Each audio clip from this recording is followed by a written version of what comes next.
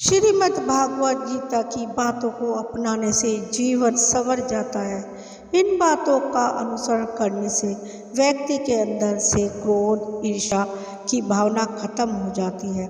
आइए जानते हैं क्या है वो चीज़ें जिसके बारे में श्री कृष्ण जी ने बताया है।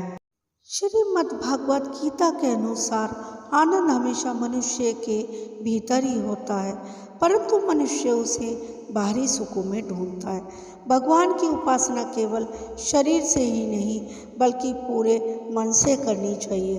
भगवान का बंधन उन्हें प्रेम बंधन में बांधता है। मनुष्य अपनी वासना की वजह से ही पुनर्जन्म लेता है। मनुष्य अपनी इंद्रियों को अगर अधीन में कर ले तो उसके जीवन में कभी विकार और परेशानियां नहीं आती है। संयम, सदाचार, स्नेह और सेवा जैसे गुण मनुष्य में कभी भी सत्संग के बिना नहीं आते हैं।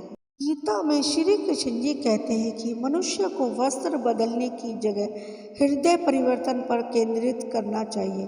गीता के अनुसार जवानी में जिसने ज़्यादा पाप किए हैं उसे बुढ़ापे में आकर भोगना ही पड़ता है। श्री कृष्ण जी कहते हैं कि मनुष्य को स्वयं को ईश्वर में लीन कर लेना चाहिए। ईश्वर के सिवा मनुष्य का कोई नहीं होता।